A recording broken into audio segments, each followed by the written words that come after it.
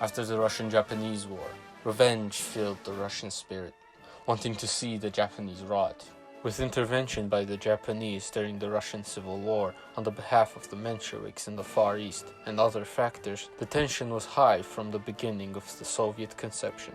After the invasion of Manchuria and the subsequent de facto expansion of the Soviet-Japanese borders, we have a high amount of pressure from both sides, while also expanding troop numbers to defend the frontiers. But only after Daddy Stalin starts purging those filthy enemies of the state do we see border conflicts on the Manchu-Soviet borders. Soviets in 1936 were in a sticky situation, only having military treaties with Mongolian People's Republic and still recovering from major reforms. During these years, the Soviets begin to be on high alert and watch every major event unfold all at the same time with great intensity. While the Soviet Union was trying to figure out their problem of isolation, the Japanese in 1936 were heading down a path of total war with the Chinese. After a failed coup early in the year by the Kodoha faction, we see the pro-democratic Premier Minister Keisuke Odaka resign, the last one of his kind until the end of the Japanese occupation by the USA. And we see a radical militarist, Koki Hirota, take the position of Premier Minister. Imperial Japan would expand its borders greatly in the years to come with sword and gunpowder, while also setting its sights up north. With tensions high and them breathing down each other's necks, conflict was inevitable. From 1936 to 1938, we see 231 border violations and 35 different cases of skirmishes on the Manchu-Soviet frontiers. One account by a Soviet head of frontier post, Sadofij Petrovich Evgrafov, speaks of an encounter he had with the Japanese. В 16:20 я получил донесение, что японский конопешный отряд нарушил границу. Подал команду «Оружие!». Быстро оседлав лошадей, мы поехали на ликвидацию японского отряда, численность которого состояла 16 человек. Командиру отделения Киселеву с бойцами я приказал отрезать путь отхода за кордон. Сам же я, группой бойцов 12 человек, решили окружить японцев и уничтожить. Противник открыл ружейно-пулеметный огонь. На расстоянии 200 метров от японцев я отдал приказание открыть ответный огонь. В это же время открыла огонь группа отделенного командира Киселева. Мы пошли в атаку. Японцы не выдержали нашего натиска и, отставив вместе убитых, стали трусливо отходить на следующий рубеж. По моему приказанию бойцы обоих групп стали забрасывать врага ручными гранатами, а затем решили в рукопашный бой. Враг не выдержал, бросил и второй рубеж. Мы выполнили свой долг. Разбили на голову самураев, потерявши в этом бою 18 убитым и 7 раненым. Отбросив их штыками с нашего советской земли, мы выполнили приказ нашего правительства. Если враг приступит одной ногой через границу, отрубу ему эту ногу. А если он перейдет через границу, уничтожи его. The Imperial soldiers' plan was to take out an artillery position not too far from the border. They got some initial success, but the almost full destruction of the expedition force wasn't worth it. Throughout the years to come, these kinds of skirmishes will become routine for both sides. On May 31st, 1937, Manchukuan River defense flotilla vessels on the Amur River had shockingly streamed through the northern channel of Bolshoi Island, which was obviously Soviet inland waters. This event was reported in Japanese news but got pretty much no reaction from the Soviets. Until June 19th, when Soviet units occupied the island and started building defenses on it. The exiled 1st Division, who were stationed on the Manchu borders after the failure of the aforementioned coup, would finally see some action. To regain honor for the emperor, they situated themselves on the southern shore, looking right at the island. On June 28th, talks began in Moscow by Shigemitsu Mamuro with Boris Stamoniakov to calm down the situation and resolve things through diplomacy. But on the afternoon of the 30th, before the news of the talks made it to their respective armies, 3 Soviet gunboats streamed through the southern channel, which they believed to be international waters. Upon seeing this, the 1st Division opened fire on the boats. 1 gunboat got sunk, 2nd got damaged and beached on the shores of the river, and the 3rd turned and fled. In the river, Soviet sailors got shot at by the Japanese army. 80 sailors lost their lives and no Japanese casualties were sustained during the brief exchange. The Soviets issued a diplomatic objection to all of this, but never retaliated in force. On July 2nd, both sides reached an agreement to back out of the territory, and on July 4th, Soviets complied with the agreement. And on July 6th, the Manchurian troops occupied the island. June 16th, 1938. Genrikh Lushkov defected after anxiety over the Great Purge. He was the highest-ranking Soviet personnel to have ever defected. He played a big role in many decisions from the Kwantung army by supplying them with classified information and was one of the reasons for the battle to come. On July 9th, Soviet troops violated the Manchurian border to take up defensive positions on a 250-meter tall hill named Shankufeng, west of Lake Khasan. Shankufeng is strategically important due to it being one of the only hills in a very flat strip of land, perfect for seeing kilometers ahead and firing artillery shells at an incoming army. This bold move by the Soviets was met both with severe anger and anticipation by the Imperial troops. The Japanese always wanted a conflict with the Soviets, as it was one of the primary debates in the Imperial army on where would they expand, the north or the south. For the next several weeks, the Kwantung army bickered with the emperor and his advisors on what should be done. The bickering ended after High Command gave approval on the behalf that the battle that would commence wouldn't start a war with the Sleeping Bear. Stripping the Kwantung from any air support and only having 37 artillery guns for the whole battle, the battle would literally be an uphill one for the Japanese, both internally and externally. Luckily, the Japanese had one thing up their sleeves: the night. On July 31st, the Imperial Army took over the hill and braced for impact, and on August 1st, General Stern ordered a massive frontal assault on an enemy position that ultimately failed, and were driven back with massive casualties.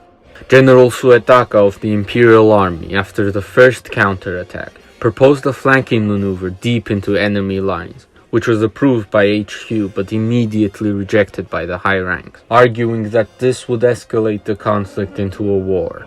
On August 4th, General Stern once again orders a mass assault charge with more men upon the enemy trenches with massive artillery and air support. The Soviets slowly pushed back on the Japanese, widening the combat area and crossing marshes with heavy equipment. In the last stages of the battle, it was fully one-sided, with Soviets having 3-1 manpower advantage and 4-1 margin on firepower. In conclusion, we get a bloody victory for the Soviets with 4,000 plus casualties that will be publicized greatly as we fought back against the samurais for our forefathers, becoming an instant sensation and a great morale boost. And for the Japanese, it would be a humiliating defeat with 1,500 plus casualties brought upon by their own shortcomings and an inkling of reconsideration on the long-term strategy. And the undeclared war marches on.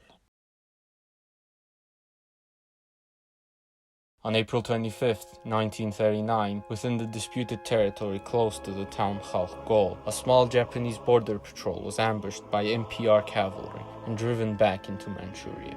The Japanese once again got furious, but were warned by the High Command not to start a massive war. But little did they know this one incident would ignite a 4-month-long bloodbath, where dead men wouldn't find peace until the war on the steppes would be resolved.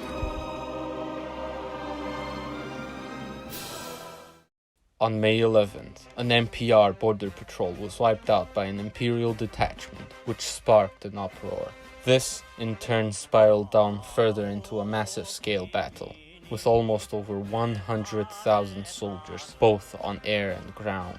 On May 14th, 2 infantry reconnaissance divisions drove off MPR forces that were sent out, but this did not deter any fighting. As of in the middle of May, Soviet and Mongolian troops started to build bridges on the Halha River and began to boost its forces. The Imperial Infantry, led by Lieutenant Colonel Azuma and Colonel Yamagata, devised a simple hammer and anvil strategy to drive off any buildup on the border on May 28th. But failed miserably when the anvil was encircled by Baigov's forces and began to fight for their lives. Colonel Azuma couldn't even communicate with Yamagata because of faulty equipment, and were just late enough to see the complete destruction of the anvil. The hammer itself wasn't effective, lacking any punch, and were also driven off with massive casualties.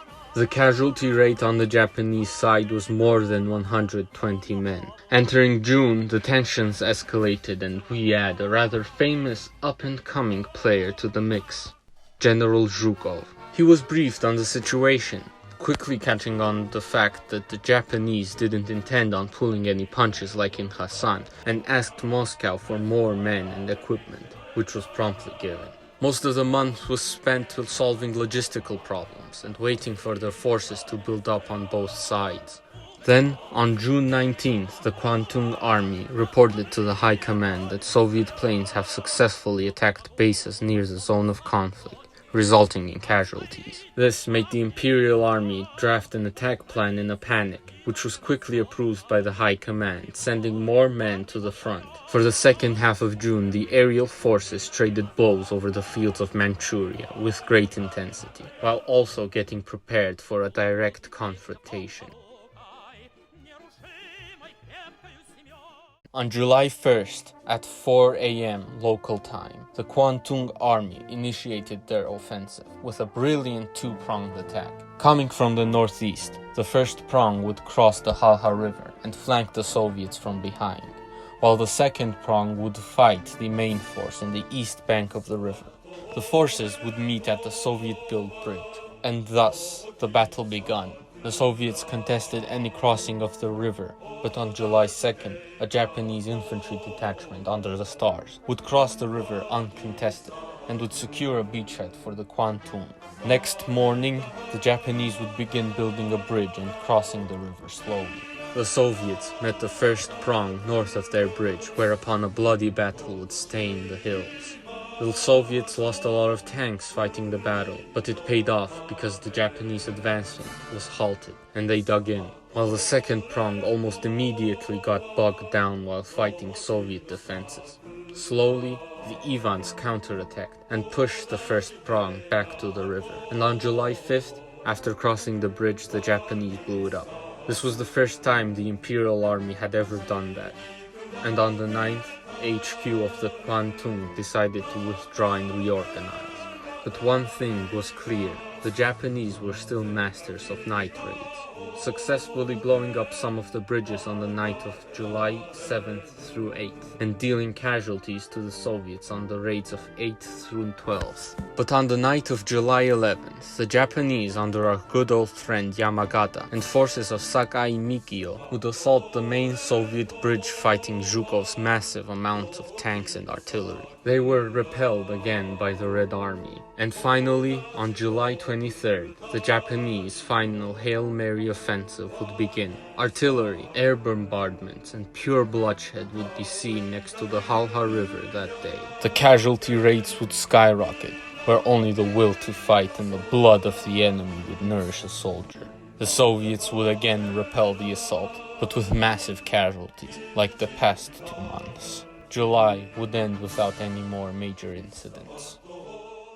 In the beginning of August, Soviet command would reevaluate the position and begin to amass more forces for a push. On August 7th, Zhukov ordered to secure beachheads on the east side of the river for the start of a new counter-offensive. The offensive was a 3-pronged attack meeting at Nomonhan, subsequently which would encircle the Imperial Army. After a massive cover mission in mid-August, deceiving the Kwantung, they were ready.